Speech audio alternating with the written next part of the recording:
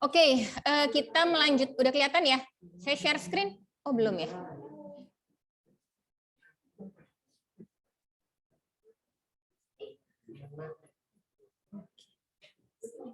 Oke, udah siap? Udah?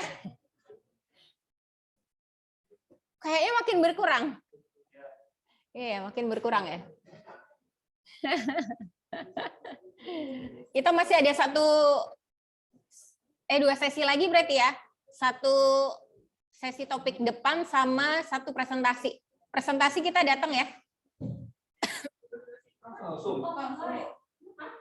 Offline aja. Kalau yang nggak bisa, yang luar kota mah di luar kota aja gitu.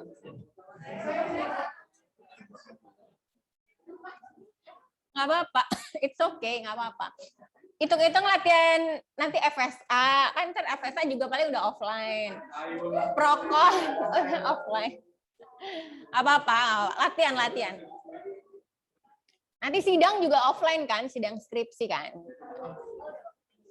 Saya belum pernah lihat kalian presentasi offline.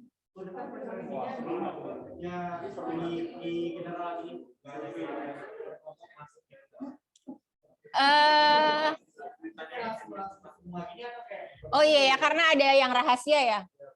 Nanti yang lain nunggu di luar, yang ini di dalam. Oh, kenapa sih? Ditonton teman sendiri nervous. Apalagi ditonton penguji ya. Oke. Sesi rencananya itunya dua sesi. Nanti kita cari jadwal deh ya buat presentasi 2 sesi. Maksudnya biar nggak yang full banget sehari 5. Nanti yang kelompok terakhir itu yang udah dapat pahitnya biasanya kelompok terakhir. Oke, kita lanjutin ya. Topik kita ini lanjutan dari minggu lalu, masih di emerging issue in managerial accounting. Nah, cuma memang hari ini kita juga pakai 2 buku. Bukunya Mowen sama bukunya Datar ya, Hongren Management Accounting. Nah, kita mau ngomongin ini Lean Manufacturing and Lean Accounting sama Environmental Management Accounting, EMA. Nah, yang EMA ini kalau di textbook itu literaturnya masih sedikit sekali. That's why saya kasih tugas kalian nanti baca jurnal ya. Seminggu doang kok, seminggu doang. Paling enggak tahu praktek EMA itu kayak mana sih di beberapa negara gitu ya. Saya sih baru upload 1 jurnal, rencana mau saya kasih 2 jurnal. Siapa tahu ada yang tertarik nanti penelitiannya tentang EMA. Gitu. Oke, ngomongin sebelum ke Lean Accounting, ngomongin dulu Lean Manufacturing. Kalian pasti udah pernah dengar ya, Lean Manufacturing. Udah pernah dengar? Di mata kuliah apa? Gini tuh artinya udah pernah dengar atau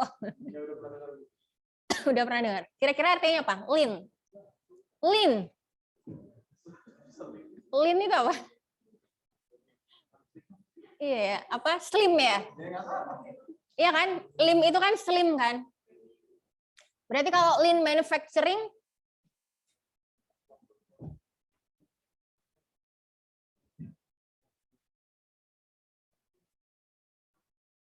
yang gini.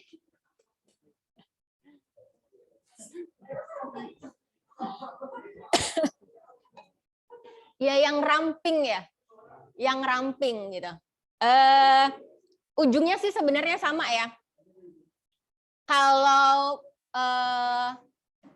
perusahaan sudah menerapkan lean manufacturing, nanti kita juga bisa menerapkan lean accounting. Gitu. Jadi lean accounting kan berarti untuk perusahaan yang memang sudah menerapkan lean manufacturing. Gitu. Nah, sebenarnya apa sih lean manufacturing? Ujungnya sama ya sebenarnya ya. Ujungnya sama. Ini kita mau mengeliminate waste dan memaksimas customer value. Ya ibaratnya orang ramping deh. Lemak-lemaknya kan dihilangin kan. Nah, lemak di sini ibaratnya waste. Jadi lemak itu waste ya. Dan memaksimalkan customer value.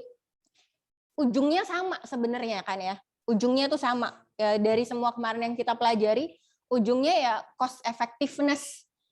Kalau cost effectiveness nanti kita memaksimalkan profit dan memaksimalkan customer value. Customer value itu apa?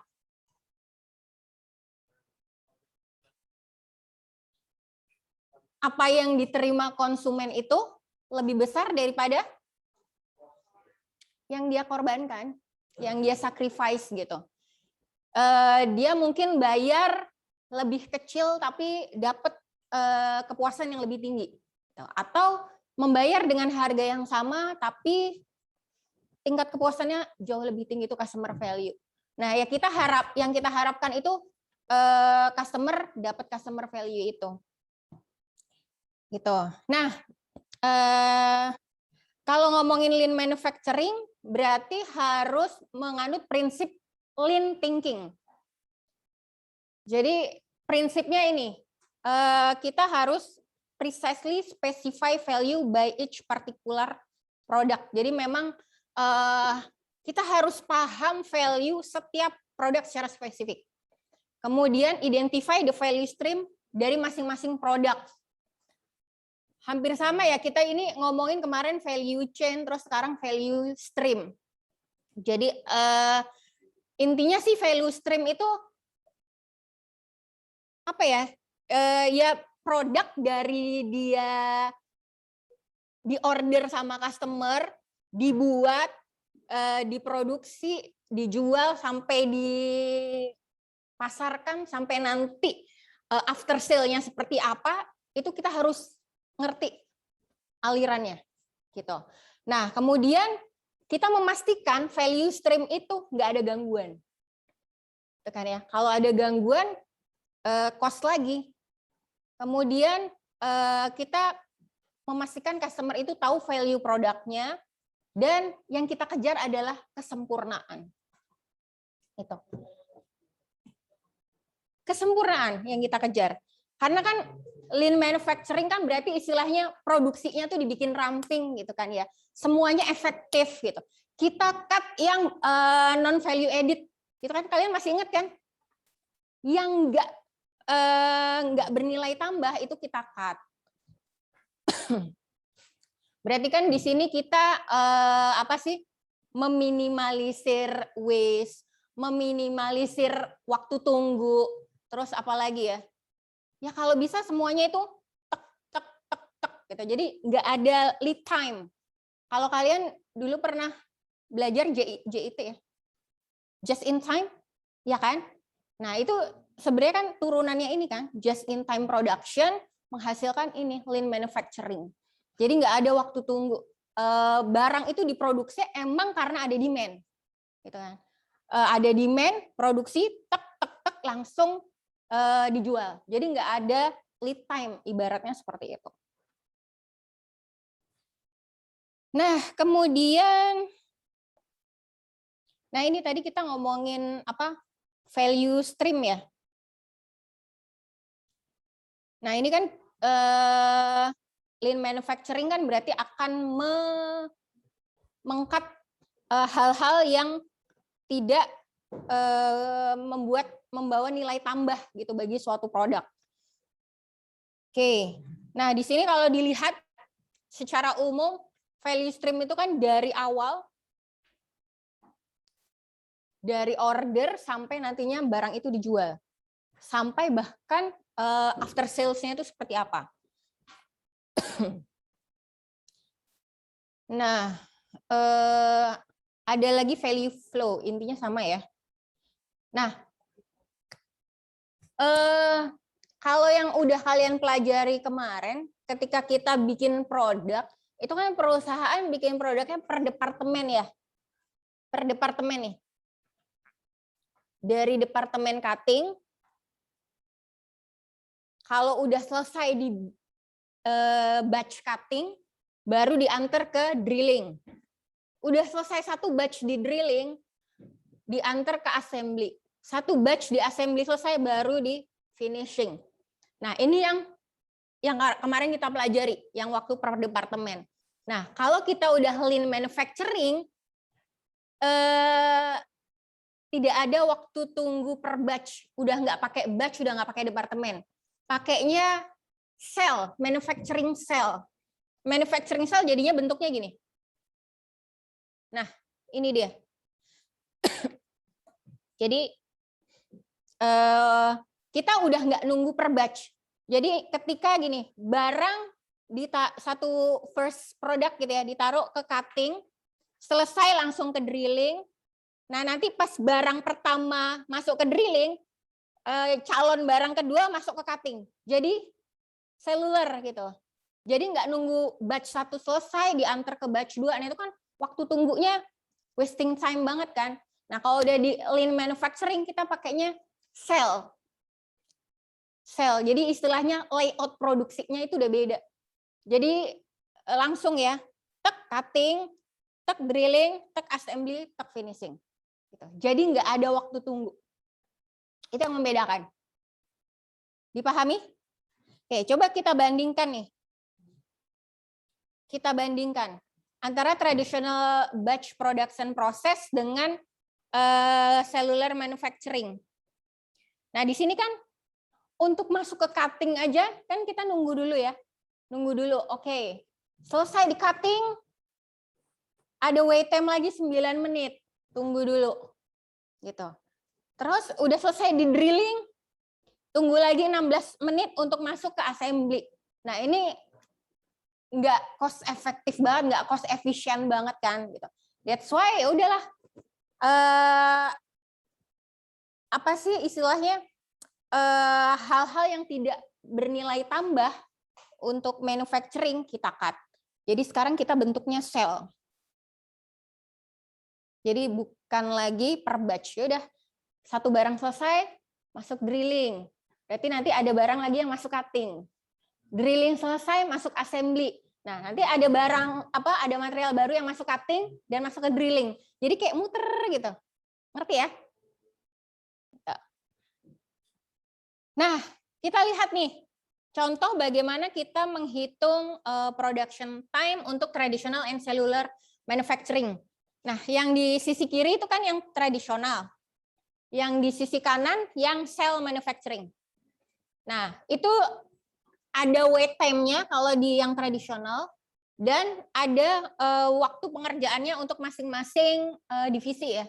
Untuk bikin satu produk di cutting butuh 6 menit gitu.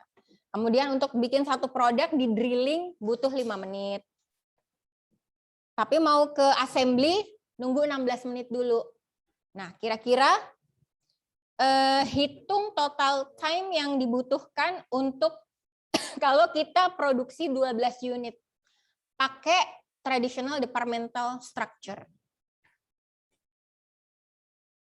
Kira-kira berapa waktu yang kita butuhkan? Berapa waktu yang dibutuhkan? Ini kan 6 menit, 5 menit, 5 menit, 4 menit. 6 menit, 5 menit, 5 menit, 4 menit itu untuk satu produk ya. Kalau untuk 12 produk berapa? Iya. Berarti untuk di cutting aja butuh berapa lama? Untuk di cutting aja 72. Kemudian untuk di drilling 60. Untuk di assembly 60. Untuk di finishing 48. Oke. Itu baru waktu per departemen gitu. Belum waktu tunggunya. Ini 8 menit, 9 menit, 16 menit, 12 menit. Jadi kalau di total berapa? Ya itu di total tuh. 72 tambah 8 tambah 9 tambah 60 tambah 16 tambah 60 tambah 12 tambah 4. Silakan dihitung. Berapa waktu yang dibutuhkan untuk membuat 12 produk? Gitu. Berapa ketemunya? 240 ya? 240 baru total processing-nya. Untuk move and wait times-nya 45 menit. Jadi total satu batch itu 285. 285 menit itu berapa jam?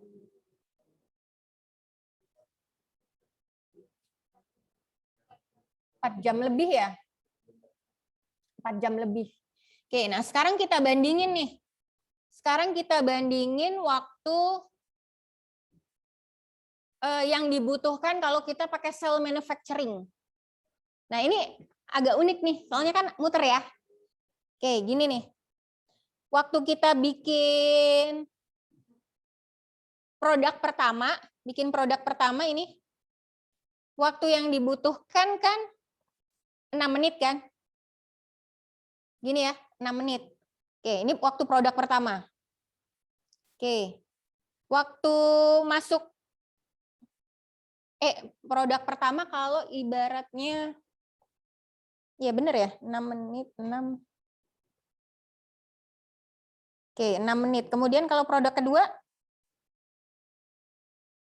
using bla bla bla. Oke. Terus dia ke sini. Nanti dia butuh 5 menit. Dia ke sini, butuh 5 menit. Berarti gimana? Sampai produk ke-12. Sampai produk ke-12. Coba di Excelin ya. Saya Excelin.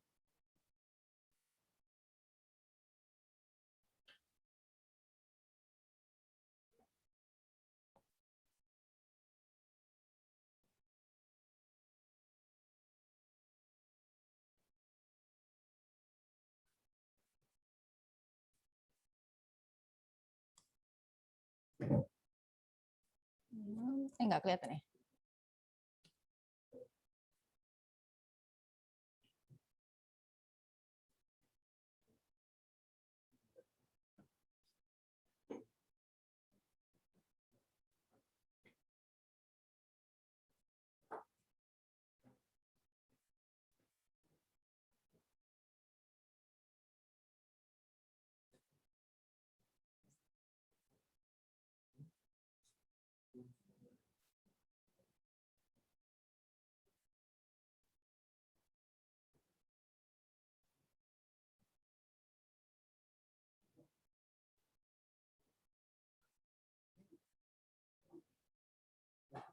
Saya share all aja ya. 6 tambah 5 tambah 5 tambah 4 berapa? 6 tambah 5 tambah 20 ya. Berarti untuk produksi yang pertama kan 6, 5, 5, 4. Oke, sampai selesai ini first product butuh 20 menit kan ya? Belum di share screen, sorry.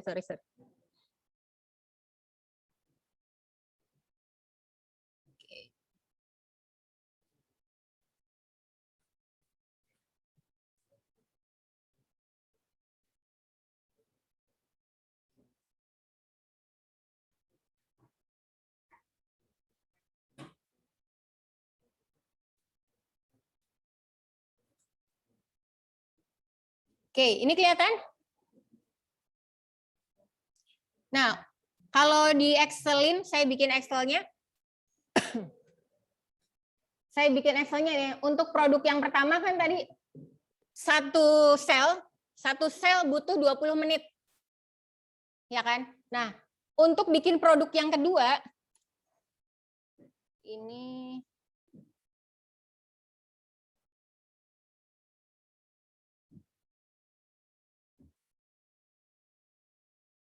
dari yang pertama tadi cutting ya. Cutting, terus habis cutting apa tadi? Ini assembly sampai finishing. Nah, ketika produk pertama masuk, selesai, produk pertama 20 menit. Nah, waktu produk pertama masuk ke cutting, selesai 6 menit, kan dia ditransfer ke sini kan? Nah, ini ada produk kedua masuk. Berarti produk kedua masuk itu setelah 6 menit kemudian. Ya kan? Karena dia baru selesai di cutting 6 menit kan? Nah, berarti produk ketiga masuk, dia kan setelah 12 menit kemudian. dan seterusnya. Jadi tiap berapa produk selesai, oh jadi di 26 menit itu jadi 2 produk. Di 32 menit jadi 3 produk. Sampai produk ke 12 butuh berapa? Butuh 86 menit. Jadi tinggal nambahin 6 menit, 6 menit, 6 menit gitu kan, karena masuk di cutting butuh 6 menit. Terus produk yang pertama dilempar ke yang berikutnya butuh 6 menit, produk kedua masuk gitu. Jadi seterusnya. Selisihnya antar produk kan 6 menit kan. Jadi kalau di total untuk mengerjakan 12 produk kita hanya butuh 86 menit. Kira-kira seperti itu. Bedakan antara yang tadi, yang tradisional sama yang ini. Yang tadi tradisional butuh 284 ya? 285. Nah, ini butuh 285. Sedangkan ini hanya butuh 86 menit. Kebayang ya? 2 jam yang kemarin produksi 12. Ini sejam lebih dikit bisa produksi 12. Berarti kan kita bisa memaksimalkan produksi ya. Gitu. Oke, kemudian ditanyain lagi nih. Jika processing time mesin reduce dari 6 to 5 menit, what is production rate now and how long will it takes to produce batch 12 unit? Processing time of machining. Dari 6 ke 5 menit. Production rate-nya. Kalau 6 menit kan 60 bagi 6, berarti 1 jam dia produksi 10. 1 jam produksi 10. Kalau diturunin jadi 5 menit, 1 jam produksi 12 ya. Jadi cuma butuh 1 jam untuk produksi 12. Oke, sampai sini kira-kira paham? Lean manufacturing? Nah, karena lean manufacturing ini kan sebenarnya dekat sama JIT ya, just in time production. Nah, that's why semangatnya ini full value, semangat dari lean manufacturing ini full value. Bukan push value, tapi full value. Kalau push value itu, push tuh gini, kalau misalnya kita punya inventory, kita memaksimalkan orang marketing untuk menciptakan demand. Itu push. Nah, yang kita inginkan adalah pull. Jadi ini jangan sampai ada inventory yang idle sehingga memaksa orang marketing mencari demand. No, justru kita itu ada demand dulu baru kita produksi. Itu pull value itu kayak gitu. Bisa ditangkap. Jadi bukan demand push system tapi demand pull system. Bukan gara-gara ada inventory yang idle terus kita mendorong permintaan, bukan. Justru adanya permintaan itulah yang membuat kita produksi. Jadi semuanya tek, nggak ada idle inventory, nggak ada idle pan. Kira-kira seperti itu. Oke. Nah, tadi kan salah satu prinsip dari lean thinking kan pursue perfection ya, yang diharapin ini.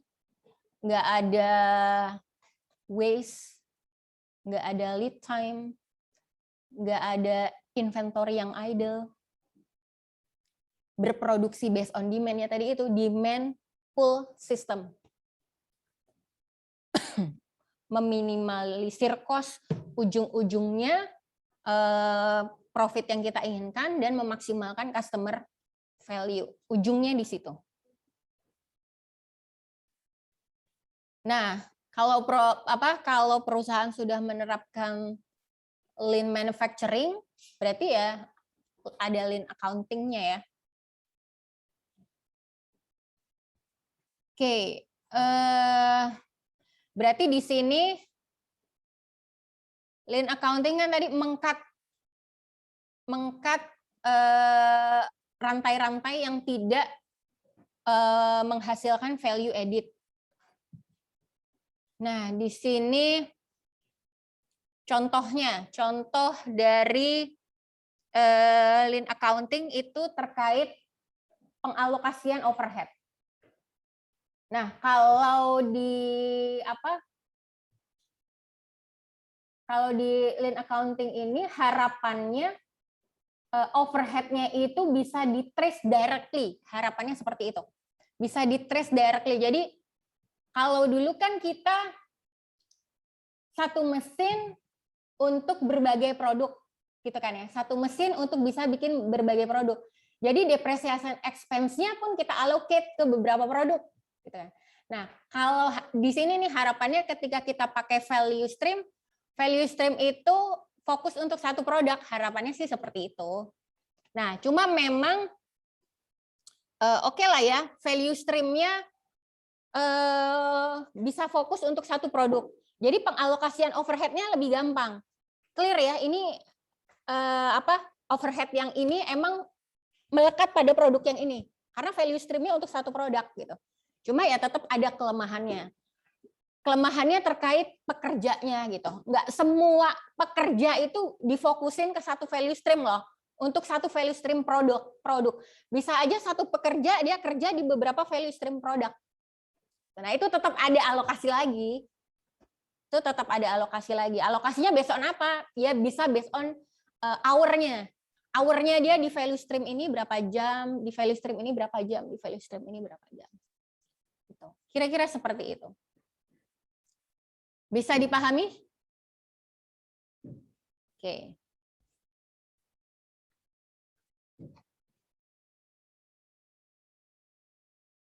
Nah, ini kan harapannya kan value stream-nya itu untuk satu produk, jadi overhead dengan mudah di-trace ke produk itu. Ya, kelemahannya itu ternyata tetap ada alokasi untuk overhead terkait pekerja kan tadi kan. Nggak semua pekerja in charge di satu value stream, dia bisa di beberapa value stream.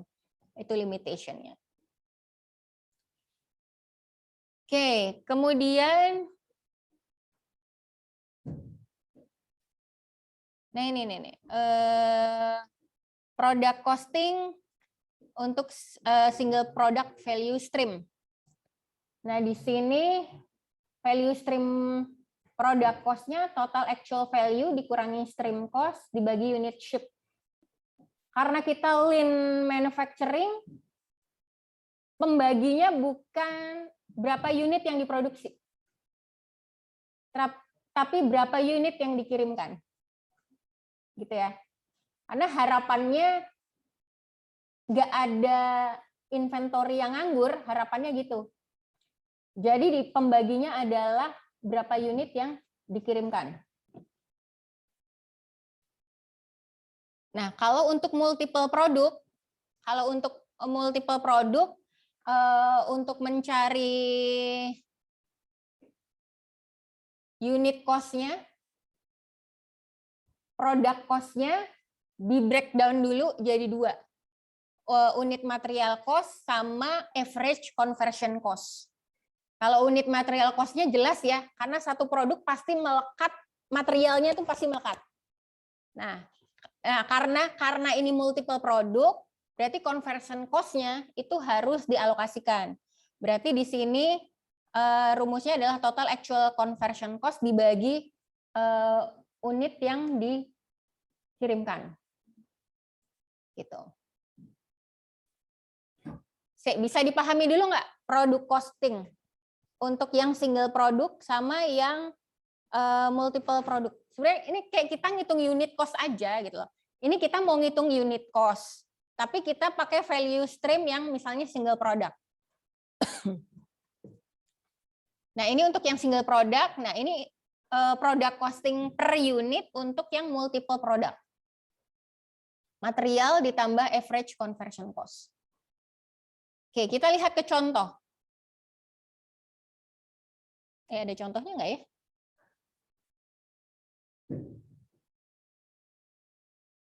Oh, nggak ada contohnya. Cuma dia ini adanya analogi nih. Dia ngasih analogi ngitung product costing, tapi yang multiple.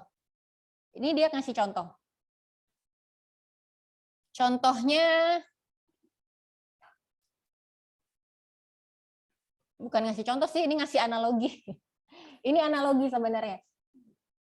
Jadi, ceritanya tuh si Emily ya, si Emily tuh lagi observasi teman-teman kantornya. Nah, dia observasi teman-teman kantornya, ternyata pola makan siangnya tuh sama gitu. Tiap makan siang dia itu makan di teman-temannya yang 50 karyawan itu makan di restoran pizza gitu. Nah, pasti tiap orang pasti dapat salad. Pasti dapat salad yang harganya 2,8. Nah, 2,8 ini yang kalau di produk costingnya kita yang multiple itu kita sebut sebagai material, direct material unit cost-nya gitu. Jadi tadi rumusnya apa? Value stream product cost kan? Oh, aja ya, ntar teman-teman yang di sana nggak kelihatan. Ini nih, value stream product cost-nya unit material cost ditambah average conversion cost. Nah, tadi kan tiap karyawan yang datang ke restoran pizza directly di-serve salad yang harganya tadi 2,8 ya. Ini yang disebut dengan unit material cost. Ini. Oke, nah sekarang kita mau ngitung average conversion cost-nya. Nah, kalau diperhatiin, di situ 2 topping pizza, cost-nya 20. Divided into 10 slice. Berarti satu slice-nya harganya seiris harganya berapa? $2 ya. Oke, untuk minum nggak ada. Kemudian dia perhatiin 50 temannya itu pola makannya. Nah, ternyata dibagi menjadi 4 grup. Ada grup A, grup B, grup C, sama grup D. Yang grup A ini ada 10 orang yang makan siang cukup 1 slice doang. Yang grup B, tiap orang makannya 2 slice, yang grup D 4 slice, dan seterusnya gitu ya. Nah, kalau dihitung total slice-nya 180. Berarti ini kalau di total berapa? Tadi kan 1 slice harganya $2 ya. Berapa itu? 360 ya. Berarti $360. Oke, berarti kalau di sini ini harganya 20 ya. $20. Ini $40. Oke. Berarti di sini per orangnya kena berapa? Kena $2 doang ya. Karena dia cuma makan 1 slice. Ini per orangnya kena $4. Ini per orangnya kena berapa? 4 kali 2 ya? 8 ya? Di sini per orangnya kena 6 kali 2, 12 ya? Nah, gini. $12. Nah, ini yang disebut dengan yang tadi itu. Conversion cost. Cuma ya kan ya.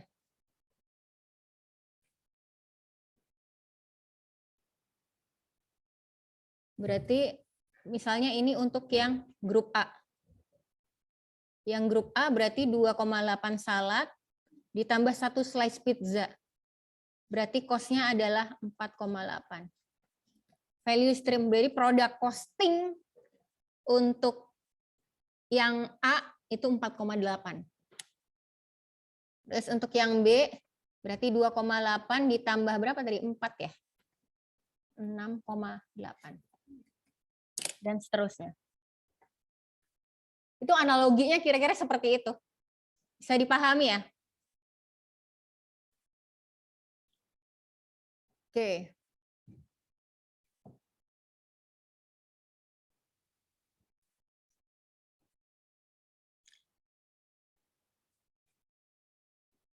Bener nggak? With average pizza cost per person. Oke. Collect 10.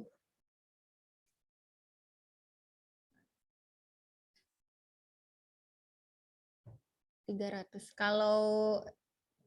Kalau dia mau di rata-rata ini per orangnya kalau mau di rata-rata ya, per orangnya kan tadi total pizzanya 180 kali 2. Nah, itu ada 50 orang. Berarti per orangnya kalau mau di rata-rata kenanya per pizza 7,2. Kalau dia mau bagi rata, ya udah yang di-collect money dari masing-masing orang $10. Ini tanpa memperhatikan slice-nya ya. Kalau yang ini tanpa memperhatikan slice-nya.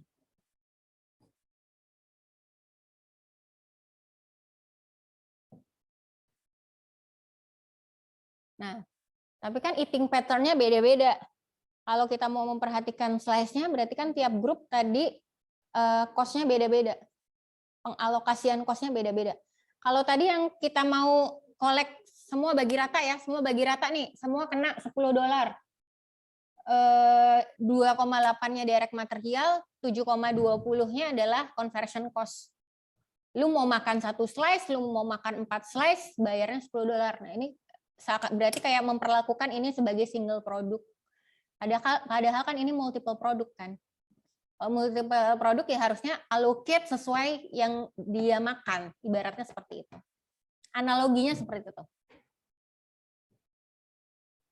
Bisa dipahami?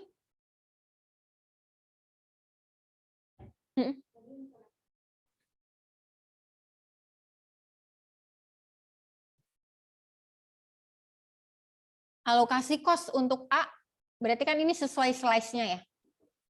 Sesuai slice-nya ini kita menganggapnya sebagai multiple produk kan.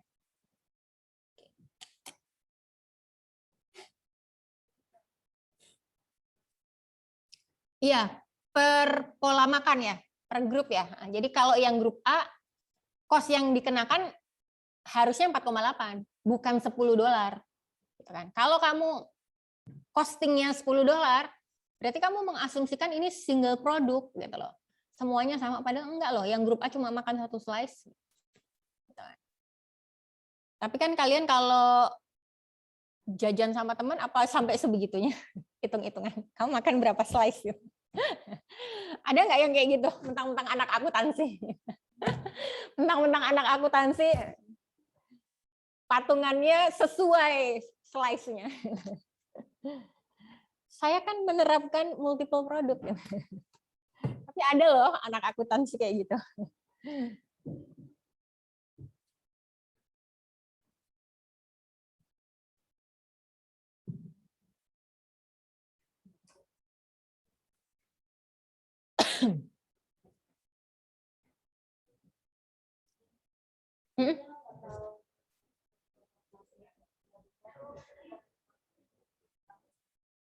Gimana? Iya, sesuai alokasinya ya. Jadi total cost-nya. Yang jadi total cost apa? Iya. Perlu ditambah nggak ya? Saya kan kalau mengalok itu ibaratnya pattern A, pattern B, pattern C itu ibaratnya kayak itunya. Produknya ya.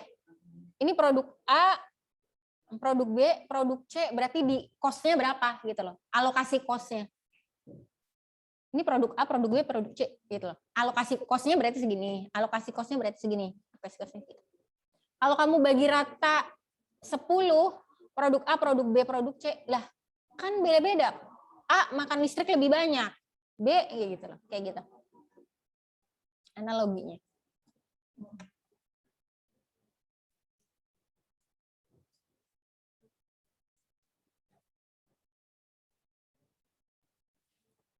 Oke, sampai sini udah?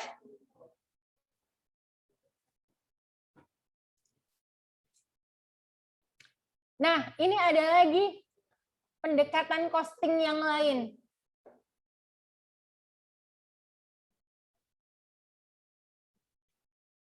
feature and characteristic costing. Feature and characteristic costing. Ini dia ini kayak gini loh, kayak kalau produknya lebih banyak fiturnya, logikanya lebih mahal. Nah, itu tuh yang dimaksud feature and characteristic costing tuh kayak gini. Jadi logikanya ya gitu, kalau produk yang istilahnya dia lebih banyak fitur, lebih banyak menggunakan teknologi, idealnya di assign cost yang lebih banyak gitu. Itu yang dimaksud feature and characteristic costing. Nah,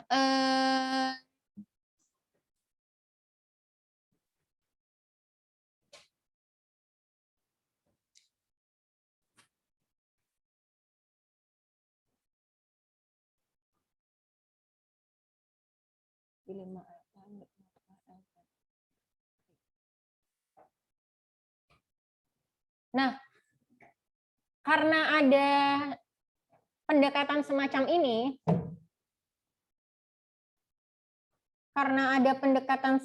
ini, kan jadinya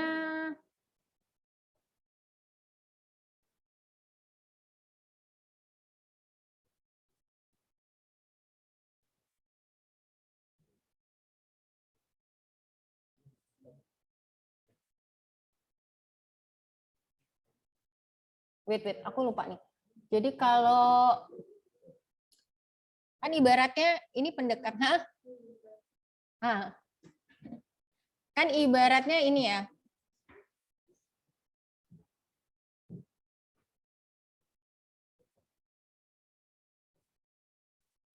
Makin produknya punya banyak fitur, makin dia costly. Nah, that's why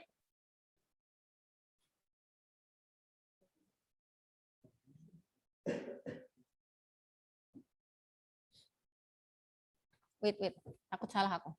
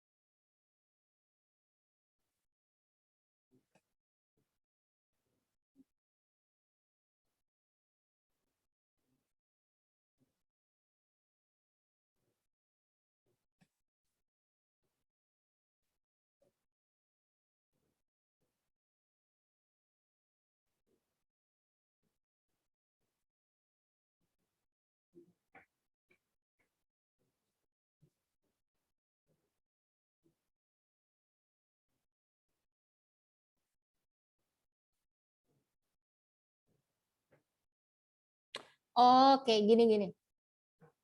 Jadi kan tadi yang apa feature and characteristic costing kan dia tuh sebuah pendekatan yang kalau produknya lebih banyak fitur, lebih banyak menggunakan teknologi itu kan pasti lebih costly kan. Nah, ini nanti ujung-ujungnya jangan-jangan nanti bakal sama aja kayak yang kita traditional costing karena ini heterogeneous produk kan. Jadi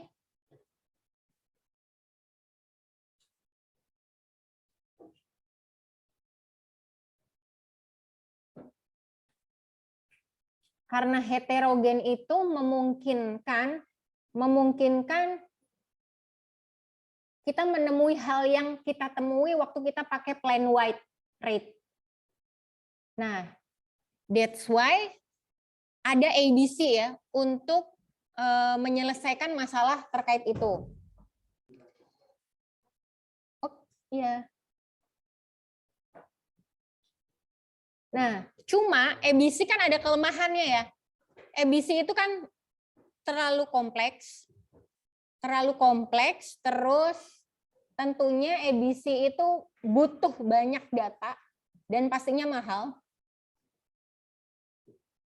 Kalau dia terlalu kompleks, butuh banyak data, nanti ujungnya nggak lean accounting gitu, nggak lean manufacturing, nggak lean lah ibaratnya gitu ya. Nah, that's why ada pendekatan lain untuk mengatasi kelemahan dari ABC, yaitu namanya duration based costing. DBC, duration based costing, dia pakai single rate untuk meng-assign conversion cost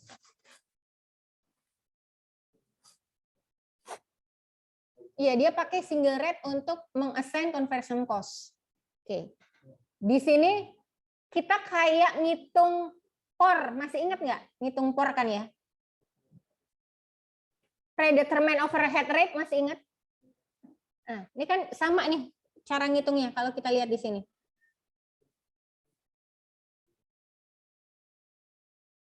Total actual conversion cost dibagi total net production hour. Kalau yang dulu POR, itu kan kita pakai estimasi ya. Waktu POR kita pakai estimasi, masih ingat nggak? Estimasi total overhead dibagi estimasi total hour. Nah, kalau kita pakai DBC ini, DBC conversion cost rate-nya itu total actual conversion cost dibagi total net production hour. Nah, di sini kita lihat, nah baru setelah rate-nya ketahuan, kita bisa allocate conversion cost per unitnya. Conversion cost rate dikali cycle time-nya. Nah, cycle time ini time yang dibutuhkan, time yang dihabiskan produk dari awal sampai akhir. Ada contoh nggak? Oke, ini ada contohnya nih. Menghitung value stream product cost. Ini ada perusahaan namanya Holland Company. Oke, di situ ada net hour-nya. Kalau dilihat value stream-nya dia, dari order processing ya, ini value stream-nya ya. Sampai production planning, purchasing, cutting, sampai invoicing, net hour-nya 5.000 jam. Oke. Di sini materialnya totalnya 225. Salarisnya 165. Machiningnya 88.000. Oke, other-nya 47. Total cost-nya 525. Berarti conversion cost-nya berapa? Conversion cost-nya berapa? Total conversion cost.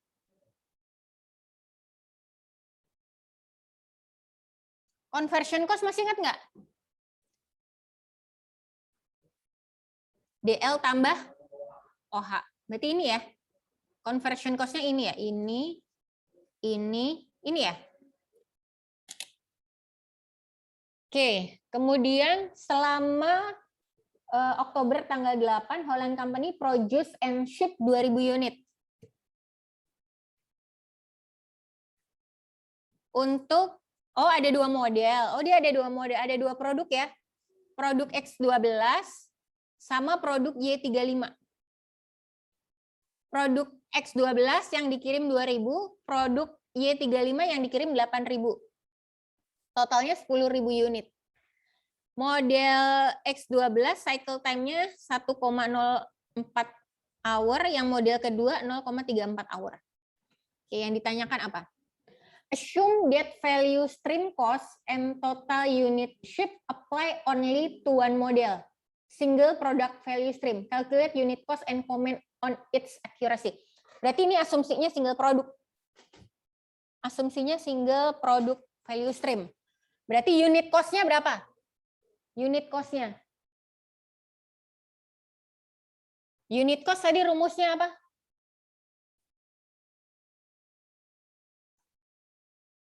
Value stream unit cost tadi rumusnya apa?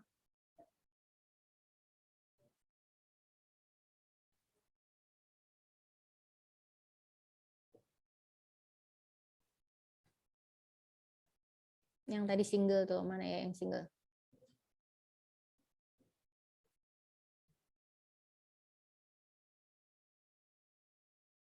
Total actual value, stream cost, unit ship.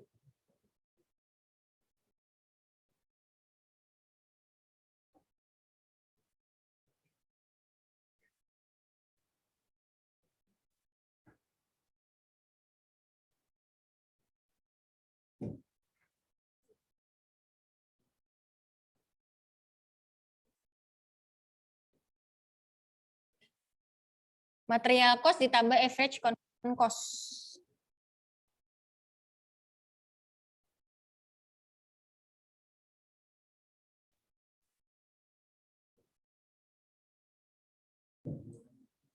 Total cost-nya kan tadi 525 dibagi total yang dikirimkan. Berarti 52.000 per unit. The cost is very correct as value stream is dedicated to one product and its cost all belong to that product. Ini asumsinya single product ya. Jadi total cost-nya tadi langsung dibagi berapa yang dia kirim. Asumsikan bahwa model X responsible 50% dari material cost. Oh, berarti 50-50. Model 1 dan model 2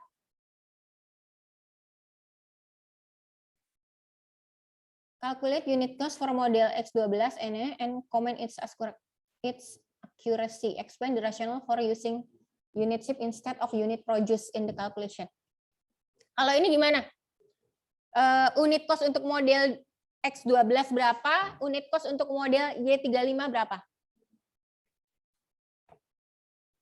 Berarti ini yang kayak tadi ya. Material ditambah conversion cost. Materialnya 50%. Berarti 225 dibagi 2. 112.500. Dan dia dibagi unit ship-nya. Berarti segini. Ini untuk materialnya doang ya. Oke. Karena untuk yang model Y dibagi 8.000. Ketemunya segini. Nah, kemudian ini baru materialnya doang. Terus kita hitung conversion cost-nya. Tadi conversion cost-nya 300.000 ya, benar ya? 165 tambah 88 tambah 47, betul ya? 300.000 ya? Oke. Dibagi 10.000 ketemunya segini. Oke. Berarti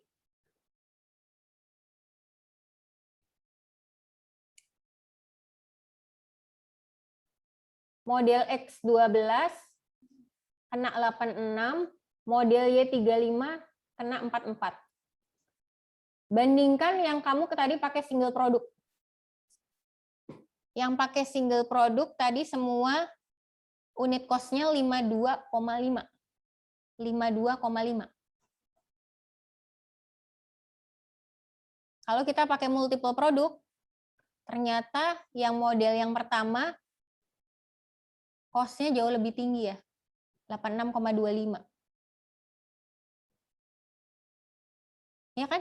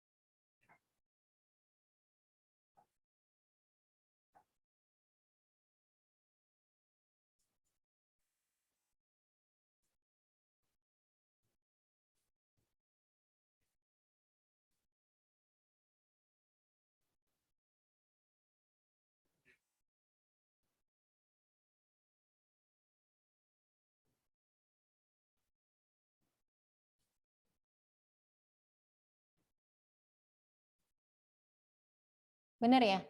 Average conversion cost-nya total actual conversion cost dibagi unit ship. Betul ya? Total actual conversion cost-nya 300.000 dibagi unit ship-nya 10.000. Betul ya?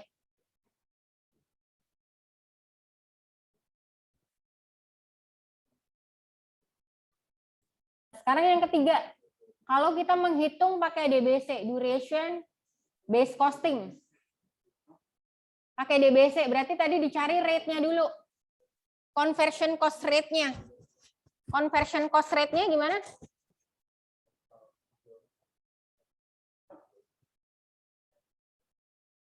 Total actual conversion cost dibagi total net production hour. Berarti 300.000 dibagi production hour-nya 5.000. Berarti rate-nya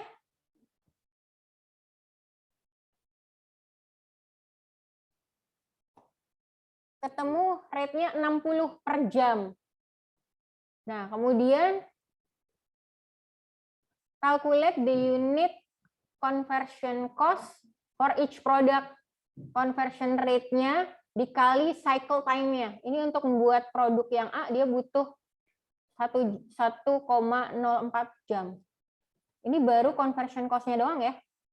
Ini produk A, produk 1 sama produk 2. Ini baru conversion cost-nya.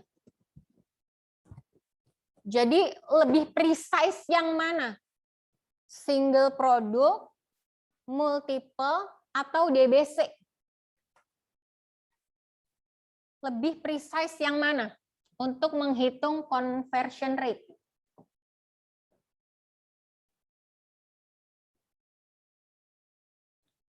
Lebih precise yang mana? Oh, kalau ini kan tadi,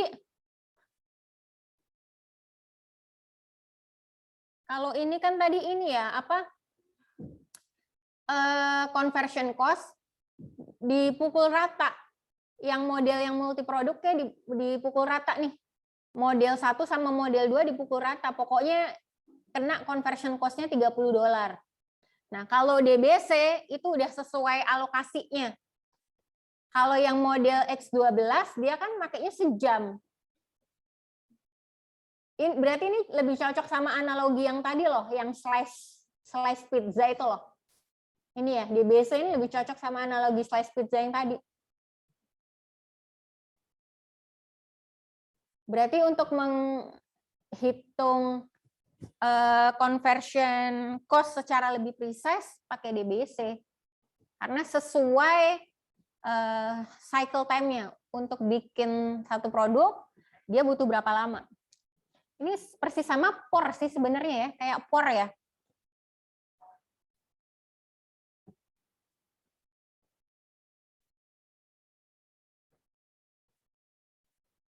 Nah, ini ketika udah ditambah sama material cost-nya, wow, ternyata jauh lebih mahal yang produk X12. Jauh lebih mahal nih. Mungkin ini yang dimaksud dengan fitur and characteristic costing ya. Kalau fitur dan karakteristiknya lebih banyak, memakan waktu lebih banyak, berarti cost-nya jauhnya lebih mahal.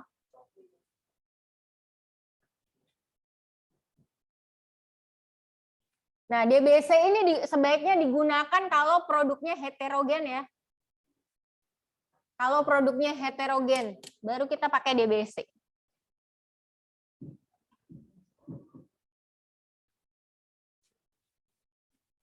Oke, sampai sini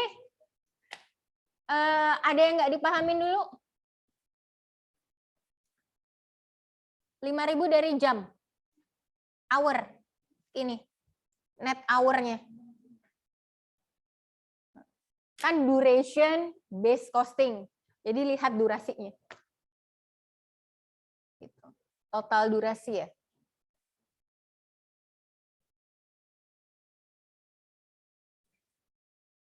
Teman-teman yang di rumah, ada yang mau ditanyakan?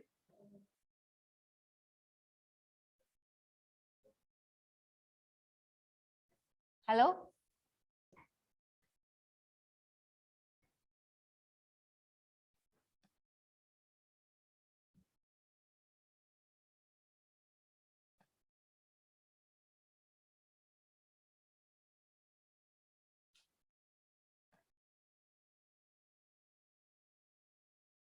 Belum, Bu. Oke. So far so good?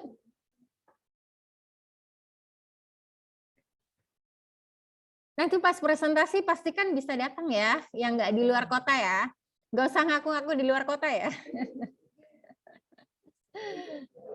Nanti absennya pakai geotagging loh. Berarti Jakarta Tangerang lah gitu, itu masih oke lah ya gitu. Bekasi juga masih oke. Nggak ada kan yang rumahnya di Bekasi? Jakarta semua kan? Jakarta dan Tangerang kan? Masih oke lah ya. Kan kalian nggak pernah pakai alma mater langsung. Pakai lah. Lupa ya kalian ya? Oh, belum pernah masalahnya. Belum. Kalau presentasi kelas biasa pakai almet, tapi nanti kalau pakai sidang, kalau sidang blazer. Kalau di Presdev kan diajarin kan cara pakaian presentasi gitu. Kalau presentasi jangan memakai baju yang mengundang perhatian. Pakai baju transparan itu kan mengundang perhatian ya, itu nggak boleh. Tuh. Enggak lah, kalau anak akuntansi itu nice. Yang ekstrim tuh anak bisnis tuh ekstrim.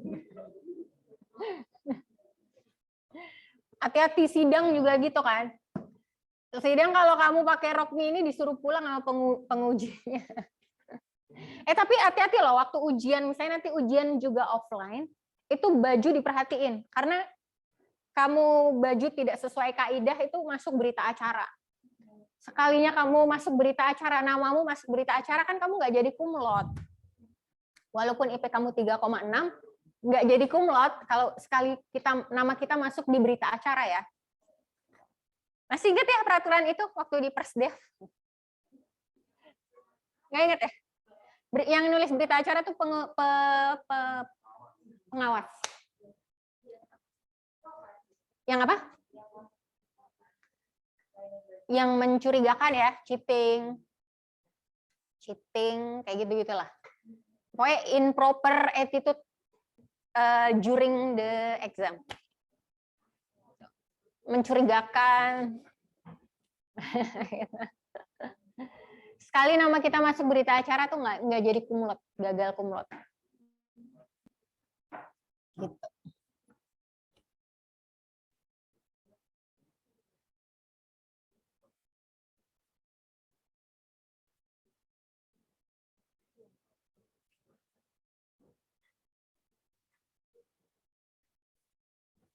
Udah.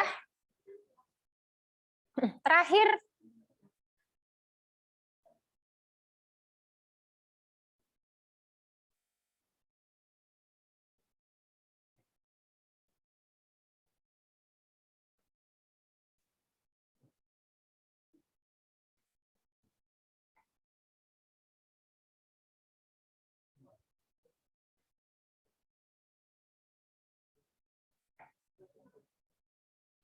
Terakhir ini. Sebelum kita ke latihan, terakhir ini value stream operational control. Pengendalian dari operational value stream lah ya gitu. Nah, ini contoh value stream operational control. Contohnya di perusahaan ini dia pakai box scorecard. Ini Holland Company value stream box scorecard. Nah, kalau kalian lihat, ini si Holland Company ini compare 2 minggu ya, minggu lalu sama minggu ini sama yang dia rencanakan. Dan ini nggak cuma yang financial doang kalau kalian perhatiin, tapi ada yang non financial nih, kayak operasional sama capacity. Nah ini, jadi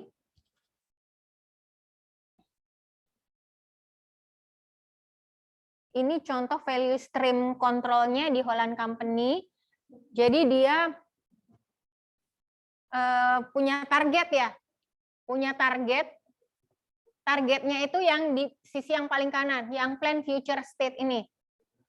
Ini target Target berarti ini 31 Januari 2022. 31 Januari 2022. Berarti awal tahun lah ya. Awal tahun, target awal tahun ini kira-kira segini. Nah, tapi dia bandingin antara yang minggu lalu sama minggu sekarang. Nah, kalau kalian lihat, ini financially dan non-financially. Ini yang non-financial, ini yang financial.